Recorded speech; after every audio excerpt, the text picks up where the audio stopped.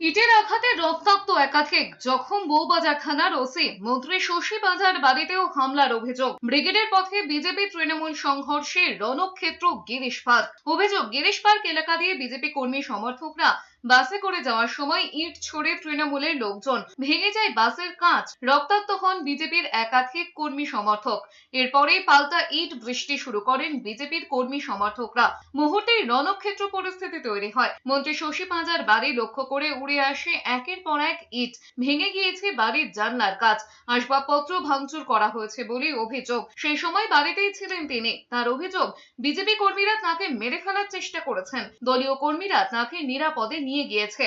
দুই পক্ষের ইট বৃষ্টির মাঝে পড়ে জখম হয়েছেন বউবাজার থানার ওসি বাপ্পাদিত্য নস্কর সহ বেশ কয়েকজন তৃণমূল কর্মীও রক্তাক্ত হয়েছেন। তাদেরকে হাসপাতালে নিয়ে যাওয়া হয়েছে।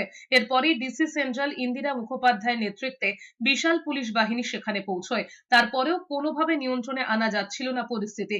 দুই পক্ষই রাস্তার দুধারে জমায়েত করে রাখেন। শশী পাঁজার দাবি, তার বাড়ির পাশে বয়কট বিজেপি লেখা পোস্টার ছিল।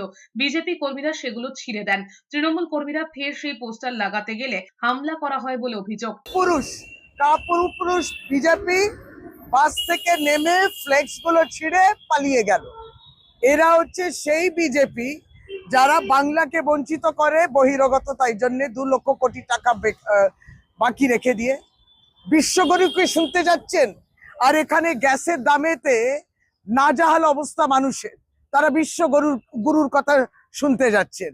কাপুরুষ বিজেপি পারলে বাসটাকে থামিয়ে যে বাস থেকে নেমেছিলে ওখানে দাঁড়িয়ে তারে মোকাবিলা করতে পারতে। এদিকে বিজেপির অভিযোগ, দলের উত্তর কলকাতা জেলা সভাপতি তমগ্ন ঘোষ সহ বেশ কয়েকজন দলীয় কর্মী তৃণমূলের আক্রমণে রক্তাক্ত হয়েছে। ব্রিগেড শেষে তাদেরকে হাসপাতালে দেখতে গিয়েছিলেন সুকান্ত মজুমদার। ব্রিগেডকে বানচাল করার জন্য আমাদের কর্মীদের উপর হামলা করেছে। আমাদের কাছে লিস্টও আছে যে কোন কোন কাউন্সিলর ছিল। তারপরে যখন এই ধরনের হামলা শুরু হয়, পুলিশ গিয়ে, তারও ভিডিও আছে, পুলিশ গিয়ে তৃণমূল কাউন্সিলরের রেস্টুরেন্ট আছে ওখানে, সেই রেস্টুরেন্টের মধ্যে গিয়ে পুলিশ গিয়ে লুকোচ্ছে।